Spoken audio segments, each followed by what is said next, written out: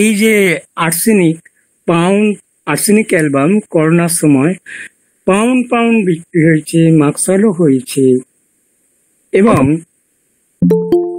এগুলো কতটা কার্যকরী হতে আমরা করতে পেরেছি জানি না। তবে এইটুকু বলতে পারি, যারা সদৃশ বিধান মতে এই ওষুধগুলোকে প্রয়োগ করতে পেরেছেন তাদের মধ্যে সফলতার হার অনেক বেশি। এই সফলতা আমরা কি করে আনতে পারি তার জন্য আমাদের ম্যাথমেটিক্যাল প্রত্যেকটা শব্দ কিন্তু খুঁটিয়ে ভালো করে জানতে হবে। আজকে যদিও আমি ভূমিকাটাই বলছি, তারপরে হয়তো কিছু কিছু মাইন্ড সিমটমসেও চলে আসবো। তবে এইটুকু বলতে পারি যে মাকসল এতটাই গভীর ক্রিয়াকারী ওষুধ, এই গভীর ক্রিয়াকারী ওষুধকে চিনতে গেলে ম্যাথমেটিক্যাল প্রত্যেকটা শব্দ, এই যে ফিয়ার, অ্যাফ্রেড, ফিয়ার, এই যে ভয়, শুধু শুধু কি আমাদের স্টলওয়ার্ডসরা এই শব্দগুলো ব্যবহার করেছেন, প্রয়োগ করেছেন? এই শব্দগুলো কিন্তু আমাদের পড়ার সময় লক্ষ্য রাখতে হবে। তবে কিন্তু আমরা একটা আরোগ্যযোগ্য রোগীকে আরোগ্যের দিকে নিয়ে যেতে পারবো, মাকসলকে ভালো করে চিনে নিতে পারবো। এখন মাকসল, মার্ক ভাইরাস এদের যে প্রস্তুতকরণ হয়েছে, তৈরি হয়েছে, তাদের মধ্যে সামান্য পার্থক্য আছে, কিন্তু প্রয়োগ ক্ষেত্রে তেমন খুব একটা পার্থক্য নেই বললেই চলে। এখন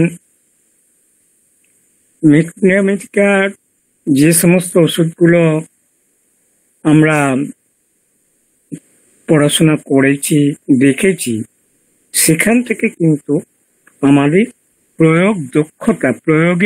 ওষুধ প্রয়োগের দক্ষতা কিন্তু বাড়াতে হবে।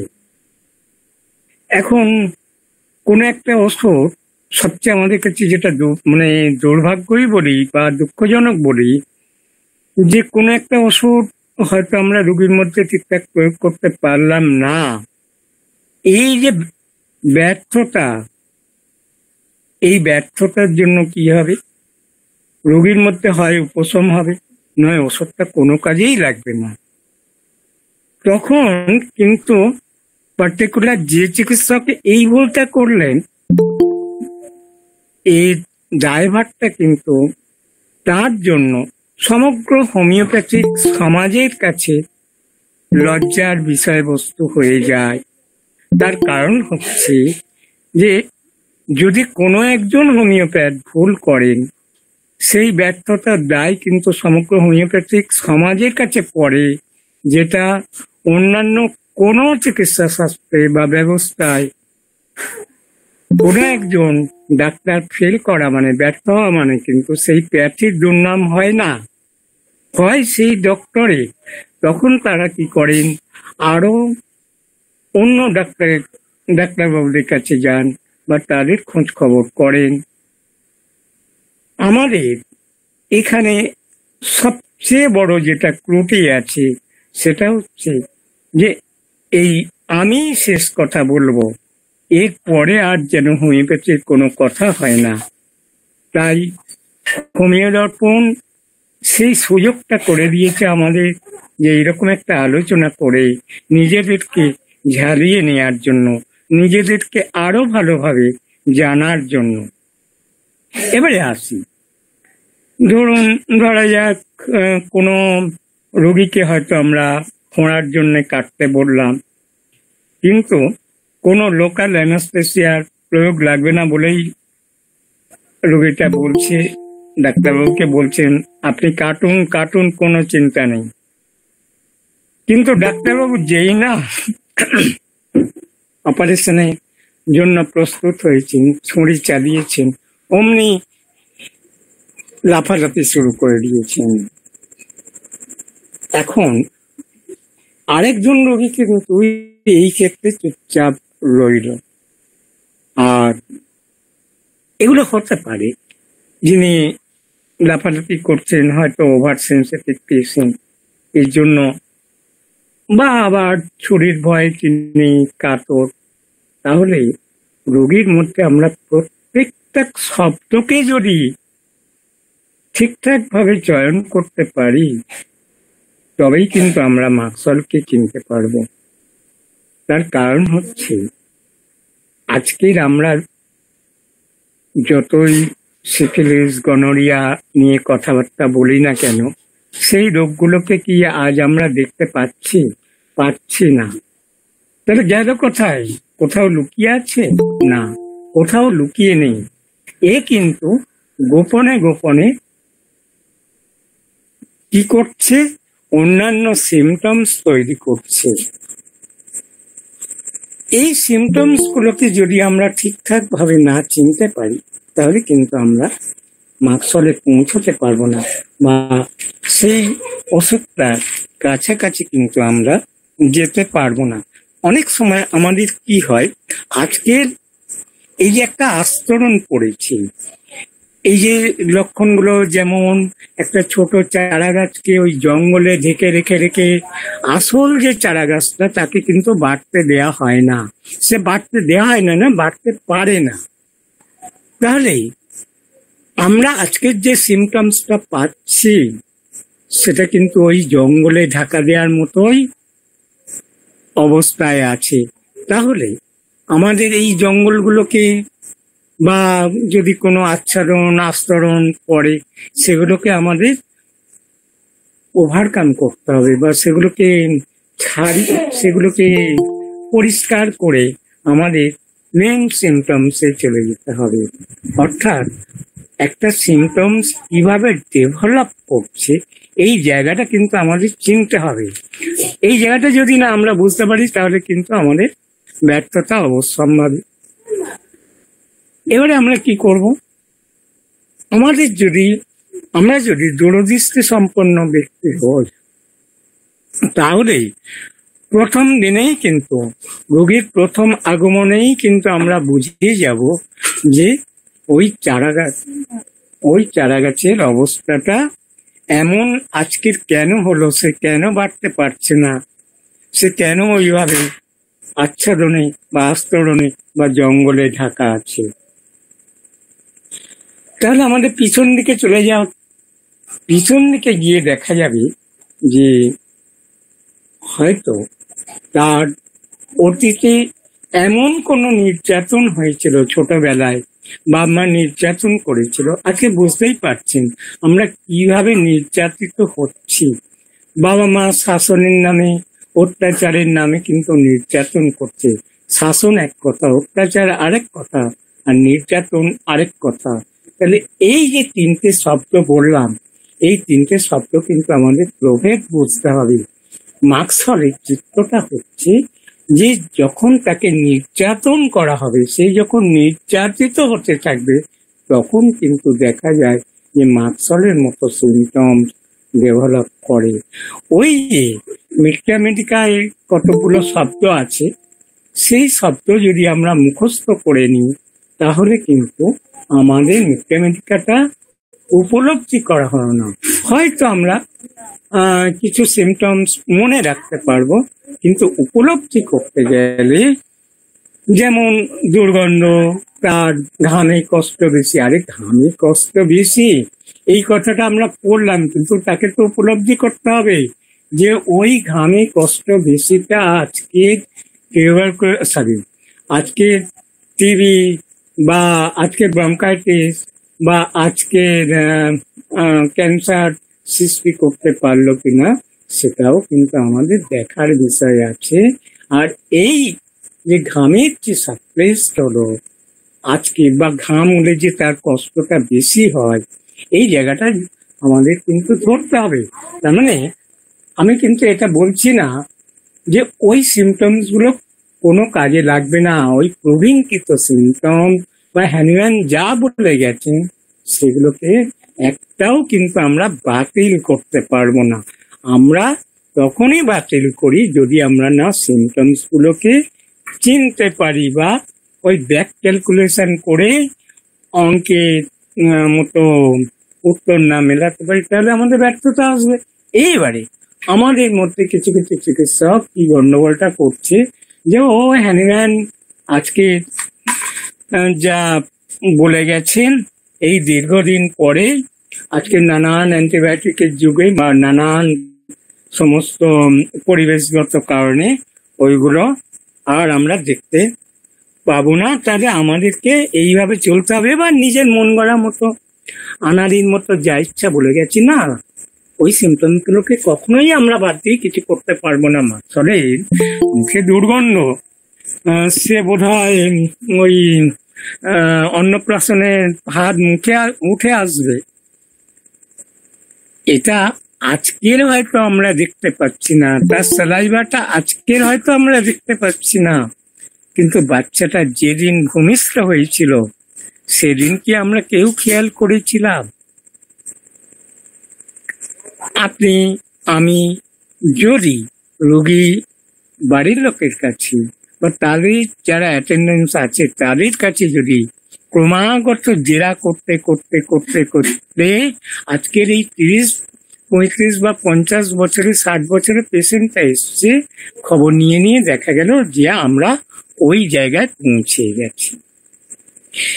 একটু আগে যেটা বললাম যে তোতলামি, আজকের যে তোতলামি 35-40 বছর সৃষ্টি হচ্ছে সেটা কিন্তু না, তার বীজ কিন্তু অনেক আগেই বপন হয়ে আছে। কে বপন করে দিয়েছে? ওই সিফিলিটিক মায়োজম। আমরা অনেকে আজকে বলি ক্যান্সার মায়োজম, টিউবারকুলার মায়োজম, কিন্তু মায়োজম তো হ্যানিম্যান যা বলে গেছেন 3টে, তার বাইরে আর কিছু হবে না।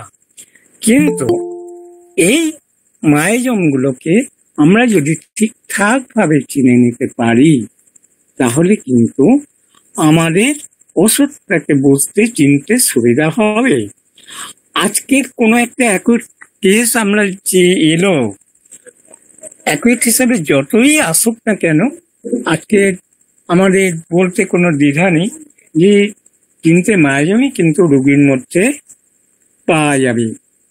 তাহলে যখন যে মায়োজমটা ফ্লেয়ার্ড আপ কন্ডিশনে থাকবে তখন আমরা সেই ওষুধটা দেব। ওই যে আগাছা সব বা জঙ্গল গাছ চারা গাছটাকে জড়িয়ে রেখেছে, তাহলে আমাদের হয়তো দেখা যাবে ওখানে একটা ওষুধে আমরা কিছু করতে পারছি না। সৌভাগ্যক্রমে কিন্তু অনেক সময় একটা ওষুধে আমরা রোগীটাকে কিওরের দিকে নিয়ে যেতে পারি। আর যদি আমাদের দুর্ভাগ্য হয় তাহলে হয়তো দেখা যাবে সেখানে অন্যান্য মায়োজমের ওষুধগুলো আসছে। তবে সাধারণত দেখা যায় যে আর বর্তমান দিনে একটা মায়োজম দিয়ে কিছু করা যাচ্ছে না। 3টে অ্যান্টিমায়োজমেটিক রেমেডি আমাদের প্রয়োগ করতে হচ্ছে বেশিরভাগ ক্ষেত্রে, এটা যেন না আমরা বলি। আচ্ছা, এবারে সিফিলিটিক মায়োজমে আমরা কি দেখেছি যে এদের যে ক্ষত, পার্থদা আছে কি জানি না, পার্থদা একটা পেশেন্টের কথা বলেছিল যেখানে মেডোরিনাম দিয়েছিল বাচ্চাটাকে মুখের ক্ষতের জন্য। মেডোরিনাম তার কাজ করেছিল সুন্দরভাবে। যাই হোক, শেষ অব্দি হয়তো রিপোর্টটা তিনি ঠিকঠাক ভাবে কালেকশন করতে পারেননি, রোগী আসেননি বলে। এখন ঘটনা হচ্ছে কি যে সিফিলিটিকের যে ক্ষত সে কিন্তু চট জলদি কিন্তু একটা মানে কি বলবো, মানে ক্ষতিকর অবস্থায় পৌঁছিয়ে দেবে, রাতারাতি চেঞ্জ হয়ে যাবে। কয়েক ঘন্টার মধ্যে সিফিলিটিক ক্ষত বা যে কোনো কষ্ট কিন্তু বেড়ে যায়। এই যে আমরা বলি সিফিলিটিক মায়োজম বা মাক্সল বা সিফিলিনাম, এদের রাত্রে বৃদ্ধি, কথাটা কিন্তু আমাদের স্টলওয়ার্ড স্টেন্ট শিখিয়ে দিয়ে গেছেন যে মেডোরিনামেরও রাত্রে বৃদ্ধি হতে পারে, সিফিলিনামেরও দিনে বৃদ্ধি হতে পারে। তাহলে এই কোন সিমটমস গুলো একটা রেমেডি নেব আর কোনটা নেব না সেটা কিন্তু আমাদের উপলব্ধির মধ্যে আনতে হবে। এই যে লাইকোপোডিয়ামের 4টে থেকে 8টা বৃত্তি এই শোনা মাত্রই আমরা লাইকোপোডিয়াম ঠিক করে দিয়ে দিই, রোগীকে প্রয়োগ করি।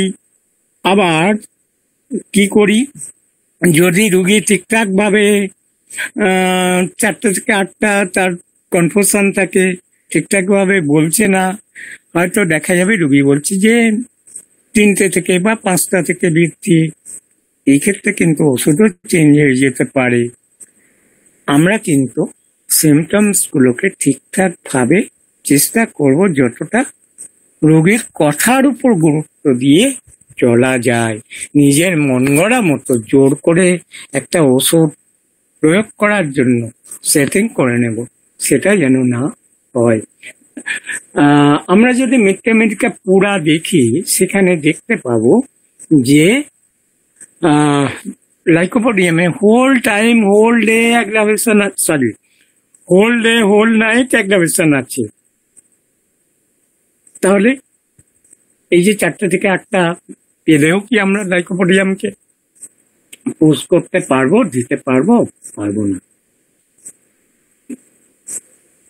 তাহলে আমি ক্ষত থেকে অন্য জায়গায় চলে গেলাম, যে এই সামান্য ক্ষত কিন্তু আমাদের গ্যাংগ্রিন থেকে আলসার, ক্যান্সার, অনেক রোগের সৃষ্টি করতে পারে। তাহলে আমরা রোগ নিয়ে খুব একটা ভাববো না। আমাদের যেটা মাথা ঘামাতে হবে সেটা হচ্ছে যে মায়াজমেটিক টেস্টটা কোন জায়গায় আছে, রোগীটা কোথা থেকে শুরু হয়েছে। পিছন দিকে যেতে যেতে দরকার হলে আমাদের হেরিডিটিতে পৌঁছাতে হবে। যতক্ষণ না আমরা একটা ঠিকঠাক ওষুধে পৌঁছাতে পারছি, অর্থাৎ শিকারটা যতক্ষণ না আমাদের নাগালের মধ্যে আসছে, ততক্ষণ কিন্তু আমাদের চেষ্টা চালিয়ে যেতে হবে। এখন গর্তের মধ্যে একটা ইঁদুর আছে আর বিড়াল গর্তের সামনে দাঁড়িয়ে আছে, দেখবেন বিড়াল কিন্তু চুপ করে বসে থাকে, ও কিন্তু পায়ের থাবাটা যখন তখন মারে না। যখন ইঁদুরটা নাগালের মধ্যে আসে তখন থাবা মারে, তখন কিন্তু তাকে ধরতে পারে। আমাদের ওই রকম শিকারী হতে হবে, তবেই আমরা কিন্তু মাকসল কেন যে কোনো ওষুধকে চিনতে পারবো। আজকে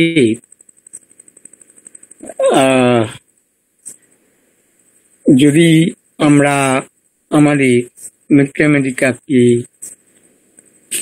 আগে যেটা বলেছি যে ঠিকঠাক ভাবে না পড়াশোনা করতে পারি, উপলব্ধি করতে পারি, তাহলে কিন্তু পদে পদে আমরা ভুল করব। এইবারে আসি, আমি অনেকের মুখে প্রশ্ন শুনেছি যে সিপিলিটিক মায়োজমের মধ্যে আবার সন্দেহ, সাসপিসিয়াসনেস কি করে থাকতে পারে, কেমন করে হতে পারে, তার সিক্রেট, তার গোপনীয়তা কিরকম, এই নিয়ে কিন্তু অনেকের মুখে প্রশ্ন আমি শুনেছি। আমি যেটা উপলব্ধি করেছি, বুঝেছি পড়াশোনা করে, সেটাই আপনাদের কাছে আজকে উপস্থাপন করছি। সিপিলিটিকে এই মায়োজমটা কিন্তু যেটা গোপনীয়তা, তার হচ্ছে নির্দিষ্ট কোনো বিষয়ে গোপনীয়তা থাকবে। কিরকম, আজকের একটু আগে যে নির্যাতনের কথা বলে এলাম, সেই যে নির্যাতিত হচ্ছে বাবা মার কাছ থেকে, আপন লোকদের কাছ থেকে, সেটা যদি বাস্ট হতো তাহলে কিন্তু সমস্যা থাকতো না। তার হয়তো ফেজে সিপিলিটিক মায়োজম আছে, তাই আজকে কি করলো, তাকে অন্য কোনো দুরারোগ্য রোগের দিকে নিয়ে চলে গেল, তাকে ক্যান্সারের মতো জায়গায় নিয়ে চলে গেল। ওই রোগীটা যদি কোনো প্রতিক্রিয়া সৃষ্টি হতো, সিপিলিটিক মায়োজমে যা আছে, মারধর করা, ভাঙা চোঙা, অর্থাৎ তার যে ডিস্ট্রাকটিভ নেচারটা আছে, যদি আমরা দেখতে পেতাম বা তার রোগীটার মধ্যে বহিঃপ্রকাশ হতো, তাহলে কিন্তু আজকে এই জায়গায় আসতো না। তাহলে আমাদের কি করণীয়, যে তার ওই রোগটা কোথা দিয়ে সৃষ্টি হলো, অর্থাৎ আজকের আমাদের এই নদীর বাঁধ ভেঙে গেছে, গিয়ে এখানে বন্যার সৃষ্টি হয়েছে গ্রামে। আমরা কি করব? সারা গ্রামটাকে কি বাঁধ দেওয়ার চেষ্টা করব? না, আমরা খুঁজতে খুঁজতে খুঁজতে খুঁজতে সেই যে উৎস, অর্থাৎ যেখান থেকে শুরু হয়েছে সেইখানটায় গিয়ে রিপেয়ার করার চেষ্টা করব। সেইখানে গিয়ে যদি আমরা রিপেয়ার করতে পারি, তাহলে কিন্তু আমাদের এত পরিশ্রম, এত কিছু দরকার লাগবে না। ওই রকম আমরা যদি আমাদের সিমটমসটাকে ঠিকঠাক ভাবে কালেকশন করতে পারি, তাহলে কিন্তু আমরা মাকসার কেন যে কোনো ওষুধকেই চটপট চিনে নিতে পারবো। আর না হলে কি হবে? আমরা প্যালিয়েশন করব, সাপ্রেশন করব, অথবা কিছুই করতে পারবো না। আবার এই জায়গায় কিন্তু আমার থামলে হবে না। আমাদের জীবনে, প্রত্যেকের জীবনে ব্যর্থতা আছে। যার জীবনে যত ব্যর্থতা, সফলতা, সেই সমস্ত মনীষীদেরকেও আমরা দেখেছি সফলতা তাদের কম নয়। আরেকটা কথা, রুগীকে আমরা করি কি, আমরা জানি যে মাকসলের রুগী নাতিশীতোষ্ণ আবহাওয়া ভালোবাসে। এখন আজকে এই যে বর্ষাকাল, the month of June and July are rainy season, কোন রুগী আমাদের কাছে আসলো, আমরা কি ঠিক করে রেখেছি যে রাস্টক্সের বাইরে আর কিছুই যাব না। এই হচ্ছে আমাদের জ্ঞান। কিন্তু ওই রোগীটাকে যদি আমরা ভালো করে খেয়াল করি বা লক্ষ্য করি, দেখতে পাবো রোগীটা বলছে যে আমার নাতিশীতোষ্ণ, আমি তো বলেই দিয়েছি আপনি কি নাতিশীতোষ্ণ আবহাওয়া পছন্দ করেন। এটা কখনোই বলা তো উচিতই নয়। আপনি কেমন আবহাওয়া, কেমন পরিবেশ পছন্দ করেন, এই সমস্ত খবর নিতে নিতে দেখা যাচ্ছে রুগীটা বলছে, দেখুন ডাক্তারবাবু, এই যে বর্ষাকাল, কি গরম কয়েকদিন, আমার যেন সহ্য হচ্ছে না, প্রাণ ওষ্ঠাগত। আবার দেখুন এই যে বৃষ্টি সৃষ্টি শুরু হয়েছে, আমার যেন একটা ভিতরে কেমন অনুভব হচ্ছে, ঠান্ডা লাগছে, ভালো লাগছে না, বা আমি রোগাক্রান্ত হয়ে পড়ছি, আমার গ্ল্যান্ড ফুলেছে, আমার এই সর্দি কাশি জ্বর হচ্ছে। আমরা এখানে কি পেলাম? একটা ক্লো মাকসালে যে নাতিশীতোষ্ণ আবহাওয়া তার ভালো লাগে। খবরাখবর নিয়ে দেখলাম যে না ঠান্ডা না গরম, এই বসন্ত ঋতুরাজ বসন্তকে পেলে সে খুব খুশি হয়, ভালো থাকে। এখন এই জায়গাটায় আমরা একটা পয়েন্ট আউট করলাম। আর কি দেখতে পেলাম? যে তার মুখে প্রচন্ড দুর্গন্ধ। আবার রোগীটা ছোটবেলা থেকেই কিন্তু যে কোনো গ্ল্যান্ডের প্রদাহ হোক, কষ্ট হোক, ভুগছি। সামান্যতম কেটে গেলেও তার কিন্তু সহজে শুকনো হতে চায় না, শুকাতে চায় না ক্ষত। এখানেও কিন্তু আমরা সিফিলিটিক মায়োজমকে ইন্ডিকেট করতে দেখছি। এখন প্রশ্ন আসছে যে এখানে তো আমরা হিপারও দিতে পারি। হ্যাঁ, নিশ্চয় দিতে পারি, কিন্তু আরো জায়গাগুলো খুঁজুন। আরো কোন কোন সিমটম না হলে মাকসল হবে না, কোন কোন সিমটম না হলে হিপার হবে না। আমি জাস্ট ইন্ট্রোডাক্টরি লেকচারে কিন্তু এগুলো হিন্টস দিয়ে যাচ্ছে। পরে যখন অন্যান্য ওষুধের সাথে পার্থক্য বিচার করব, তখন এই জায়গাগুলো নিশ্চয়ই আমি তুলে ধরবো। এইবারে এই যে সিমটমস গুলো কোথায় গেল, এরা কিন্তু কোথাও লুকিয়ে নেই। আগেই বলেছি, এরা ক্রমাগত পরিবর্তন হচ্ছে হয়ে আজকের আমাদের কাছে যে সিমটমসটা পেলাম তার মধ্যে স্যালাইভা পেলাম। আবার আজকের স্যালাইভা নাও পেতে পারি, এটা তার হয়তো অতীতে কোনো সময় দেখা দিয়েছে। আমি এই প্রসঙ্গে একটা ছোট্ট বাচ্চার কথা না বলে পারছি না। বাচ্চাটা এসছিল, আমি বাড়িতে না থাকার জন্য 2 ঘন্টা বসেছিল। বাচ্চাটাকে মাস্কল দেওয়া হয়েছিল, তার লালায় জামা সব সময় ভিজে থাকতো। এটা কেউ ভাববেন না যে আমি শুধু লালা দেখে মাস্কল দিয়ে দিয়েছি। ওই হেরিডিটি থেকে সিমটমস কালেকশন করতে গিয়ে প্রায় আমাকে 1.5-2 ঘন্টা পরিশ্রম করতে হয়েছিল। তারপরে কিন্তু আমরা মাস্কলে পৌঁছিয়েছিলাম। সেটা আজকের আর এখানে আলোচনায় আসছে না। এবারে সেকেন্ড রিপোর্টে সরি থার্ড, ফোর্থ, তৃতীয়, চতুর্থ রিপোর্টে দেখছি যে তার তো লালা পড়া বন্ধ হয়ে গেল, আবার কি করে জামা ভেজানো শুরু হয়েছে। আপনারাও আশ্চর্য হবেন, বাড়িতে তেঁতুল ছিল, ওই তেঁতুল দেখে তার মানে জামা আবার লালায় ভিজে গেছে। আমি একটু অবাক হয়ে গিয়েছিলাম। আমি কি কারণ বলছে, না ডাক্তারবাবু ছিল না, তার মা বলছে এই কারণের জন্য হচ্ছে। তা তেঁতুল খেতে দেননি কেন? না, হোমিওপ্যাথিক ওষুধ খায় তো। একটু অন্য প্রসঙ্গে বলে নিচ্ছি, এর জন্য ক্ষমা প্রার্থী। আমি বললাম যে হোমিওপ্যাথিক ওষুধ খাচ্ছে, তাতে কি হয়েছে? বাচ্চাটাকে বললাম, যা তোর যে তেঁতুলটা বড় মনে হবে তুই সেটা নিয়ে আয়, নিয়ে এসে খেয়ে নি। সত্যি যেটা বড় তেঁতুল ও বেছে বেছে নিয়ে এসে খেয়ে দিল। মুহূর্তের মধ্যে লালা পড়াও বন্ধ হয়ে গেল। সেই জন্য মাস্কল বা যে কোনো ওষুধ দেবো বললে দেব না, আনুষঙ্গিক কারণগুলো কিন্তু বুঝতে হবে আমাদের। শুধু ওষুধ দেওয়ার জন্য আমরা ছটফট করব বা রুগী এসছে মানে ওষুধ দিতে হবে এমনটা কিন্তু নয়। প্ল্যাসিবো দিয়ে বিদায় হয়ে গেল, আর কিন্তু তার কোনোদিনই লালা পড়তে বা ওই ধরনের টনসিলের কষ্ট কিন্তু ফিরে আসেনি। কথা প্রসঙ্গে এটা বলেন না।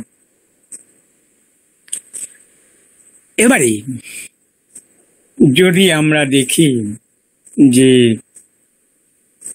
বাবা মা আজকে পড়াশোনা করাতে গিয়ে কি ধরনের অত্যাচার করছে, এই অত্যাচারের শিকার আমাদের বাচ্চারা হচ্ছে, আমাদের অনেকের অজান্তে।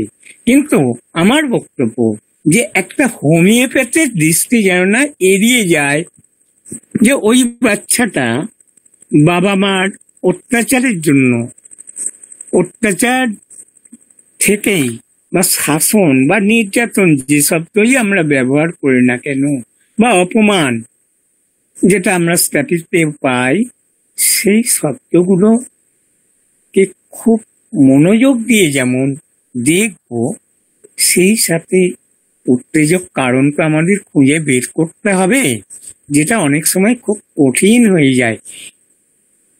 যেটা বলার অর্থ হচ্ছে এই উত্তেজক কারণ আমরা যেটা পাবো সেটাও কিন্তু সিফিলিটিক মায়োজমের যে ধরনের রোগীটার মধ্যে, পেশেন্টের মধ্যে উত্তেজক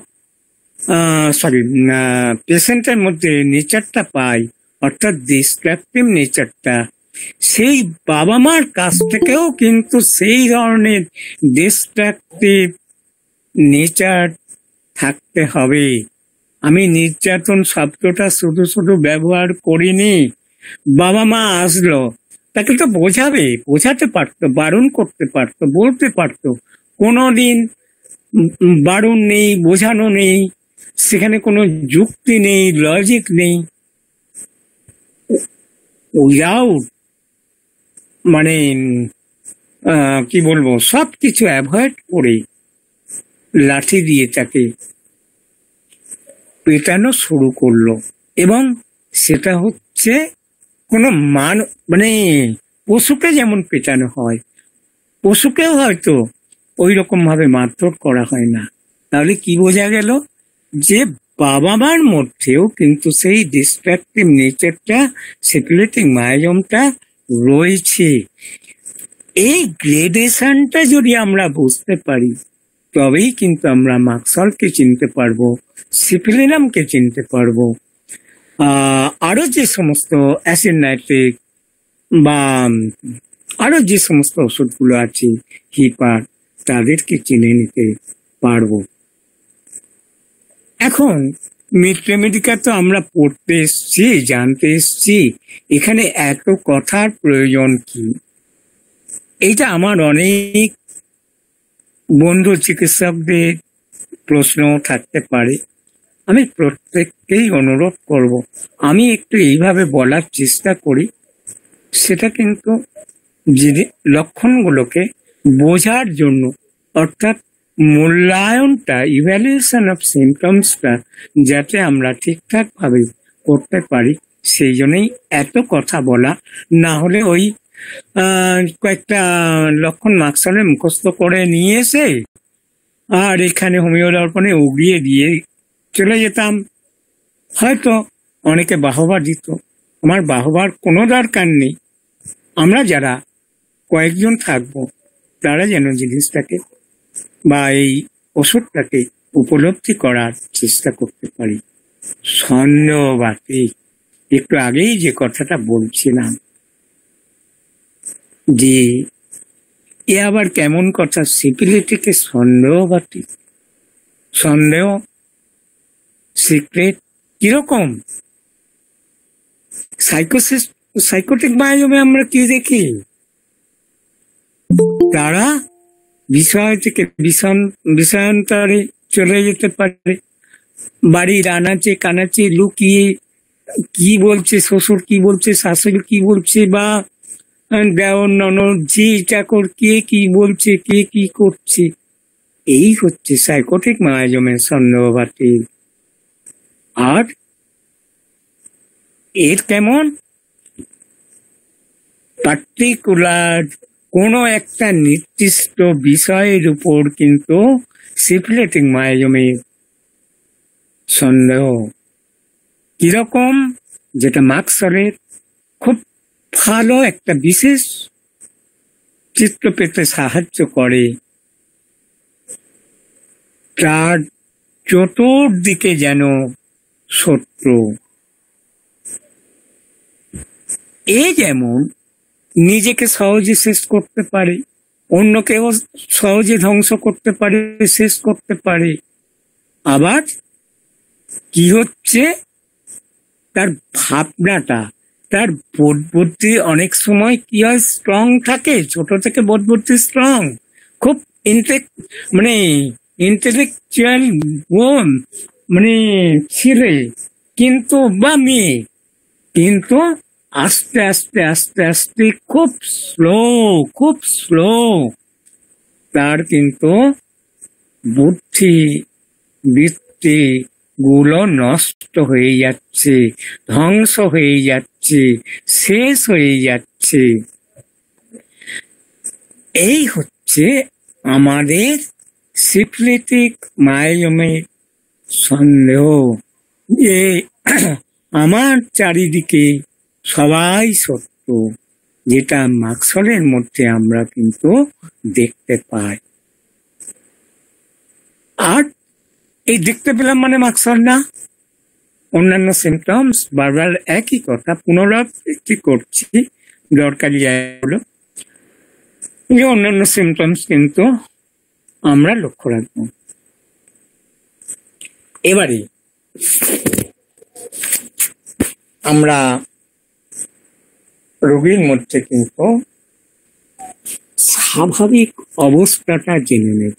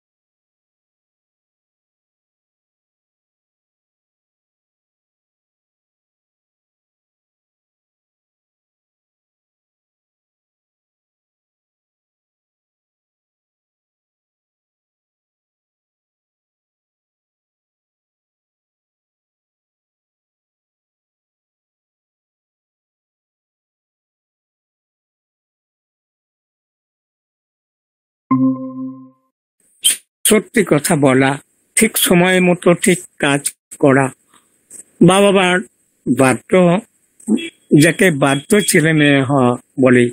স্কুলে শিক্ষক মহাশয় যখন প্রশ্ন করে ঠিকঠাক উত্তর দেয়, সত্যি কথা বলতে এতটুকু তার মধ্যে কার্পণ্য নেই। এই হচ্ছে অ্যাসার্টিভনেস। এইটাই আমাদের কাছে, একজন সুস্থ মানুষের কাছে কাম্য।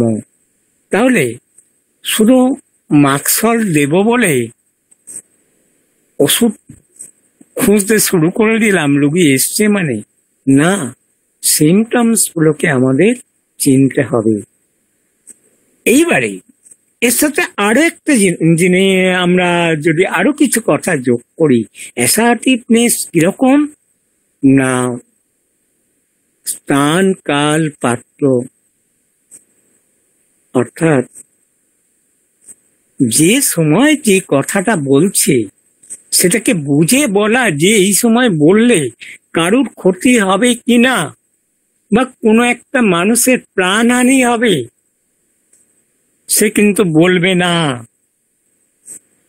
যে সময় বলছে, যে পুরুষ মানুষটা উত্তেজিত হয়ে গেছে, পরিশ্রম করে এসছে, ভীষণ ভাবে পরিশ্রম করে, মানে অমানবিক অমানসিক পরিশ্রম করে এসছে।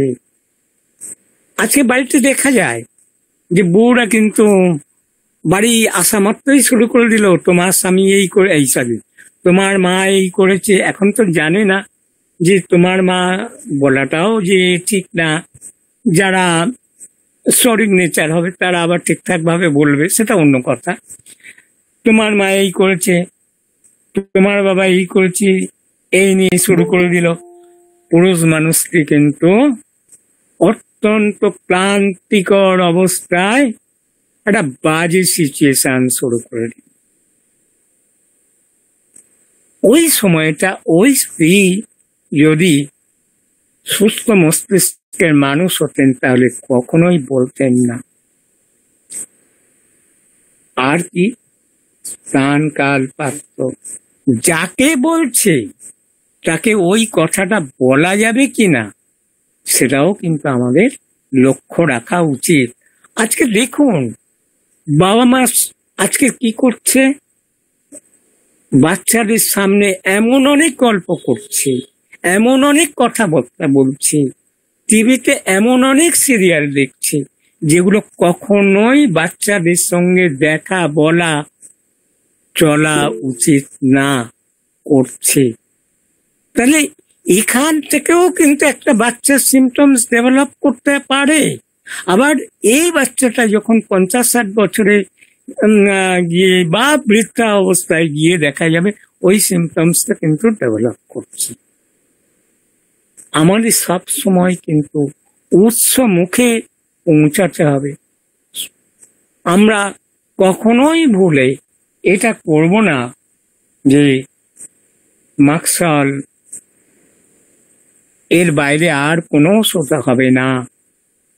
এই যে স্লো স্লো স্লো, তার মধ্যে মেন্টাল ফিজিক্যাল সব কিছু, যত দিন যাবে যত তার বুদ্ধিবৃত্তি মানে বিনাশ হবে, নষ্ট হবে, তত তার কাজকর্মে স্লোনেস আসবে, তত তার মধ্যে দ্রুততা চলে আসবে।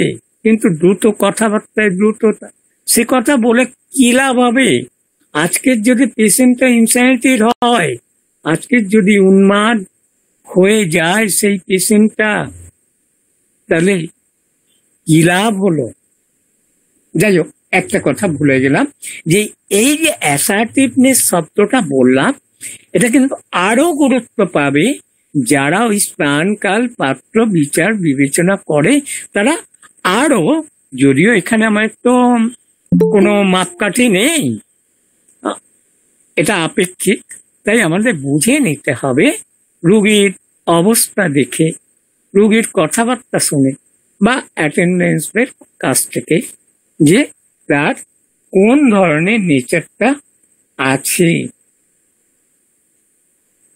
তাহলে আশা করি যে আমি সন্দেহ যেটা বলেছিলাম যেটা গোপনীয়তা বলেছিলাম, এটা অনেকেই আমার কাছে কিন্তু প্রশ্নটা রেখেছে, তাই তাদের উদ্দেশ্যে মনে হয় উত্তরটা বা কতটা ঠিকঠাক বলতে পারলাম জানি না, তবে আমরা সবাই যেন এইভাবে ভাবতে শিখি। এবারে আসি সালফার, যেটা আমি গতদিন আমাদের যখন শরিক চ্যাপ্টার নিয়ে আলোচনা করছিলেন সেখানেও বলেছি, বহুবারই বলি, সালফারটা কিন্তু কথায় কথায় আমরা যেন না ব্যবহার করি। তাই আজকে বা প্রায় এই কথাটা আমি বলি যে ফেজে যদি সিপ্লেটিক মায়োজম থাকে, সেই ক্ষেত্রে কিন্তু যদি আমরা সালফার প্রয়োগ করি, রোগীটার ভীষণ ক্ষতি হয়, ভীষণ ভীষণ। আমি আজকে খুব দুঃখ করেই বলছি, হয়ে গেছে আমি কিছুই জানি না, তবুও এই সালফার দেওয়ার পরে কতগুলো রোগী তাদের যে অবস্থাটা দেখেছিলাম, সেই করুণ কাহিনীগুলো আজকের আপনাদের সামনে তুলে ধরবো না, আগামী কোনো দিনে যদি আমার সুযোগ আসে নিশ্চয়ই বলবো। পেশেন্ট কিন্তু ছিল সেপ্রেটিক মায়োজমে এবং অ্যান্টিসেপ্রেটিক ড্রাগ করার পরে সেই পেশেন্টগুলো কিন্তু সুন্দরভাবে আরোগ্যের দিকে গিয়েছিল।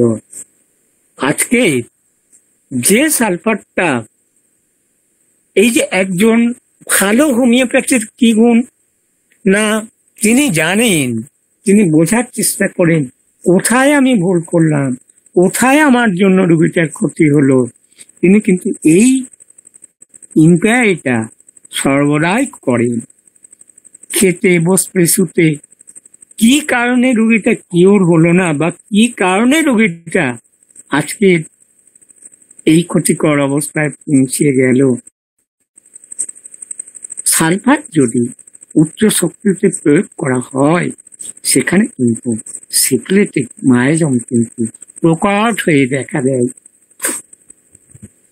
তাহলে তখনও তো আমার বোঝা উচিত বা আমার নিজের ভুল সংশোধন করা উচিত যে এখানে সিপ্লেটিক মায়োজমটা প্রকট হলো কেন, কেন এই সিমটমস গুলো আজকে এইভাবে ফ্লেয়ার্ড আপ কন্ডিশনে চলে আসলো। তাহলে নিশ্চয়ই আমি কোথাও কোনো গন্ডগোল করেছি কি ভাবা উচিত, এবং ভাবতে ভাবতে দেখা যাবে নিজের ভুল। যিনি যত বড় ডাক্তার হবেন, তিনি হোমিওপ্যাথির কথা বলছি, তিনি কিন্তু নিজের ভুল নিজেই সংশোধন করবে, আর এই সংশোধনে সম্পূর্ণভাবে সহযোগিতা করবে পেশেন্ট। আমাদের মধ্যে অনেকে প্রায়ই বলেন যে পেশেন্টই আমাদের কাছে বড় শিক্ষক। তাদের কাছে যদি আমরা বসে থাকি, তাদেরকে যদি ক্রমাগত জেরা করতে থাকি, সেখান থেকে কিন্তু আমরা অনেক কিছু শিখে নিতে পারবো। এইবারে যাই হোক, আমার সময় কি আছে আর দীপেন? দীপেন হারিয়ে গেছে মনে হয়। সময় আর নেই, আমরা তো 1 ঘন্টার মধ্যে শেষ করি।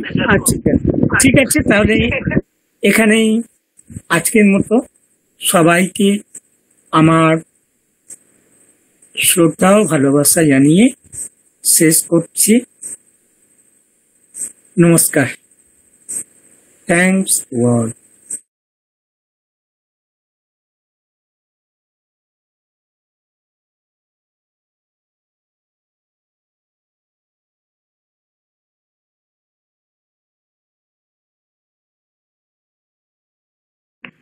আচ্ছা, এরপর আমরা দ্বিতীয় পর্বে চলে যাব।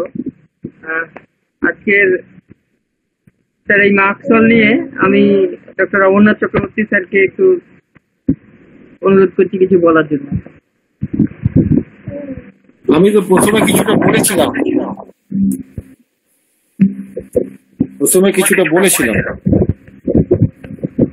কথা কি ইকো হচ্ছে? ইকোই তো হচ্ছে, ইকো হচ্ছে, তো কেটে দিয়ে ঢুকে একবার।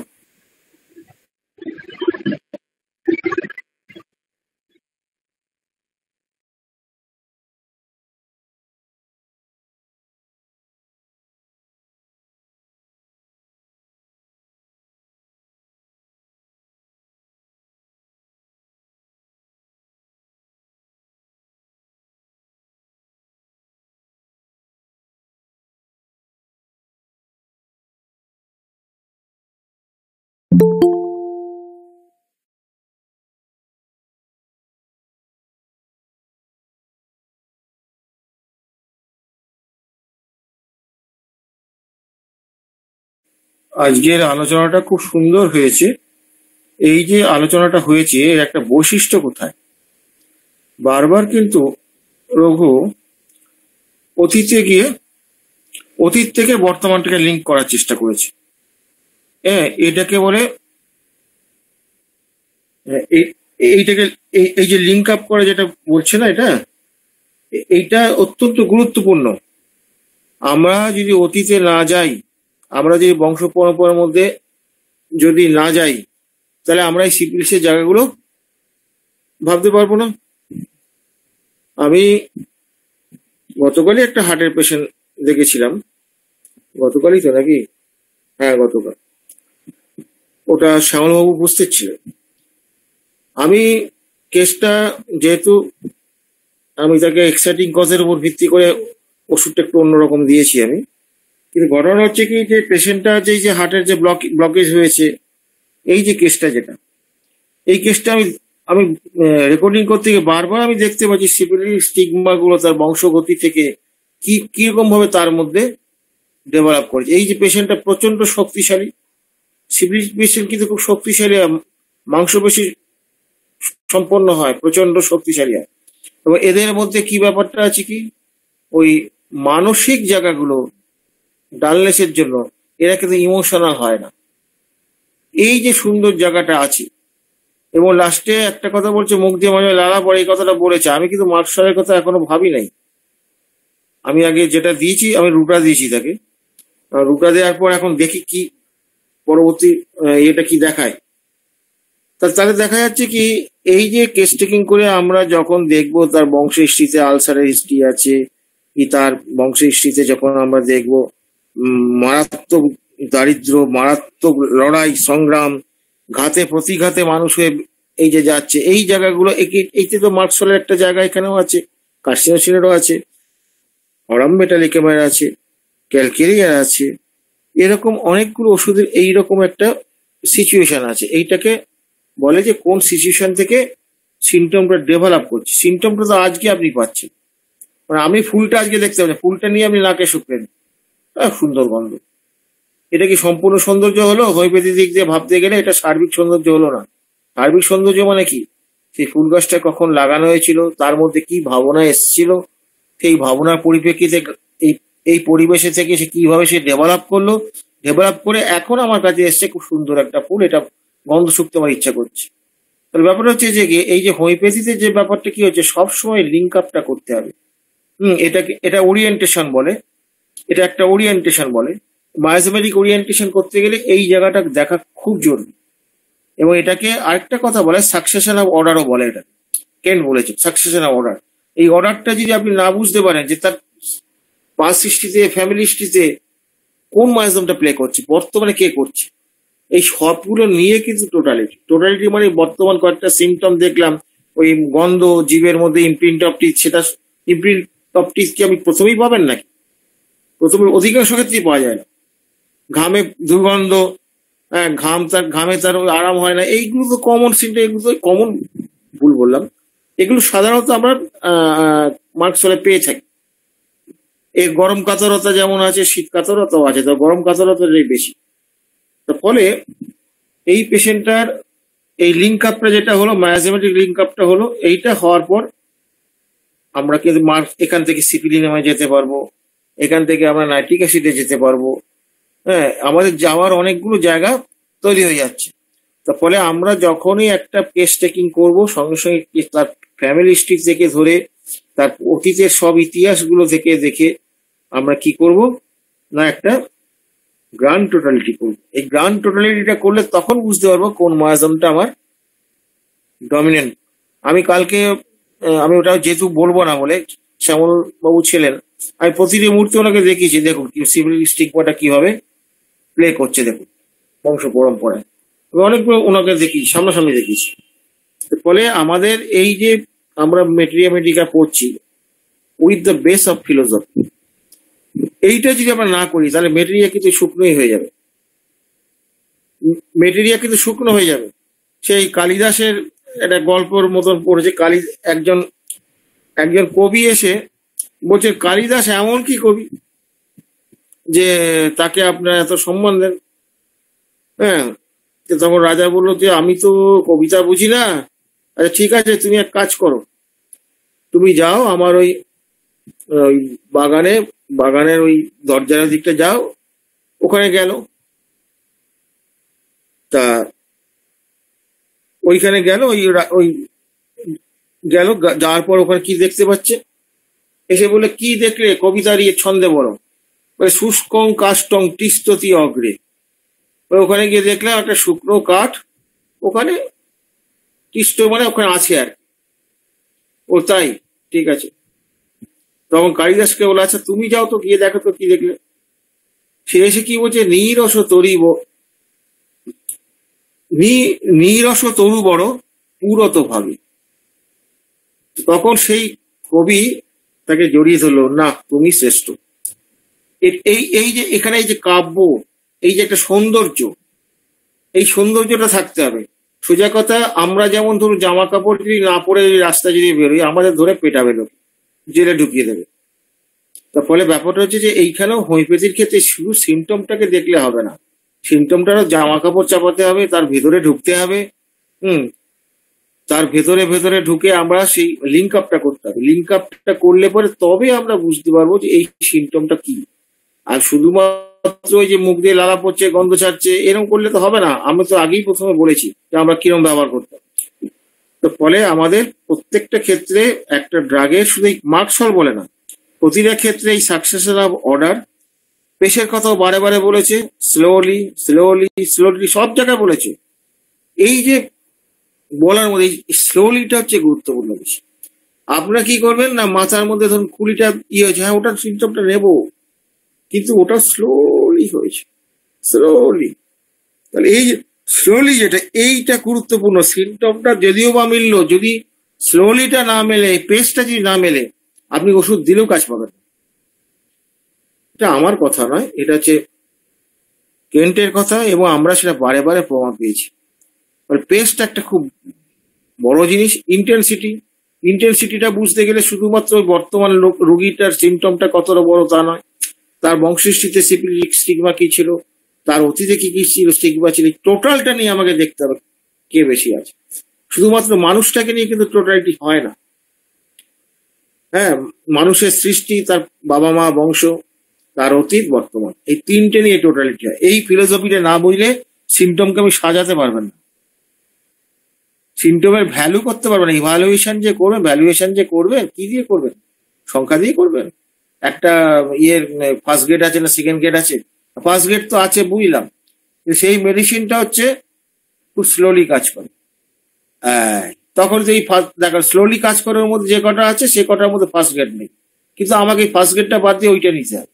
কেন, ধরুন দুটো ওষুধ আছে, আপনি ধরুন সালফার আছে, সালফার ওখানে ফার্স্ট গ্রেড আছে, আর আপনি দেখলেন কি না ওখানে এই মার্কসল আছে। এবার আপনি কি দেখলেন, স্লোলি দুটোই একই সিমটম শো করছে, স্লোলি মার্কসল ভোট পেয়ে যাবে, সালফার স্লোলি নয়।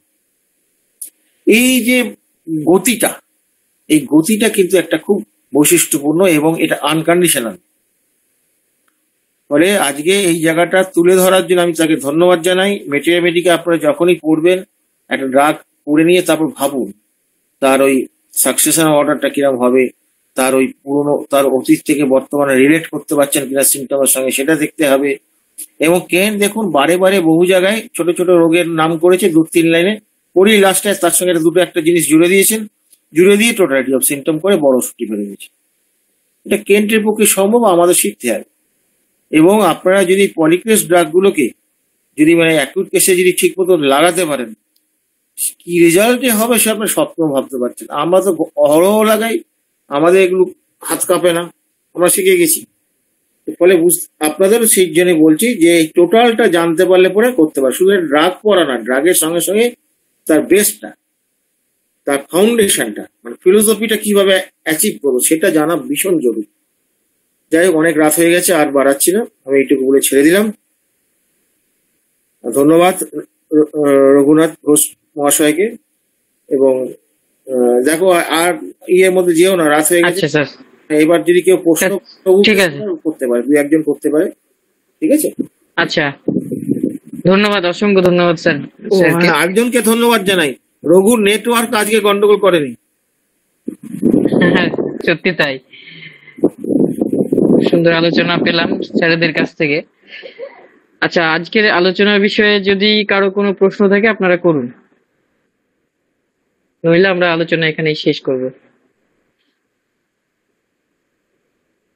কারো কি কোনো প্রশ্ন আছে? আজকের যতটুকু আলোচনা হলো এখনো অনেক বাকি, মার্কশন নিয়ে স্যারের কাছ থেকে আরো শুনবো, তবুও যতটুকু আলোচনা হলো কারো যদি কোনো প্রশ্ন থাকে আপনারা করুন।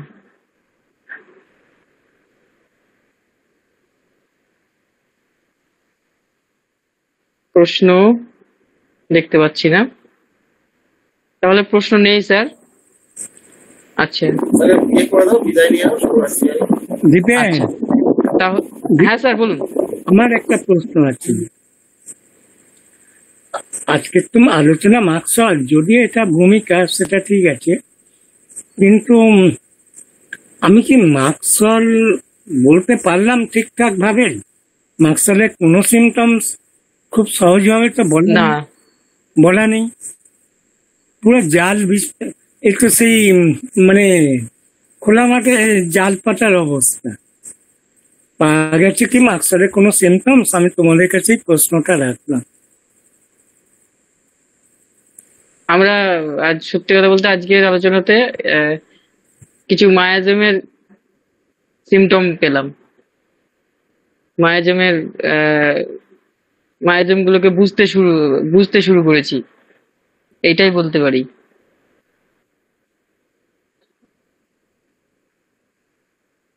আর স্যার আপনি এইভাবেই ক্লাসগুলো করুন, ভালো লাগছে। এই যে ডিপেন স্লোলি সারাউন্ডেড বাই এনিমি, ওই যেটা সন্দেহবাতিক যে বলা হলো, এগুলো কার সিমটম? একটু ডিস্টার্ব করছিল গো, আমাদের 40 থেকে 45 মিনিটের মধ্যে শেষ এগুলো করতে হবে। মাত্রলে এরপর থেকে হ্যাঁ, আর বাকিটা 15 মিনিটের মধ্যে 1 ঘন্টা বেশি আমরা করবো না, রাত জাগবো, ঠিক আছে?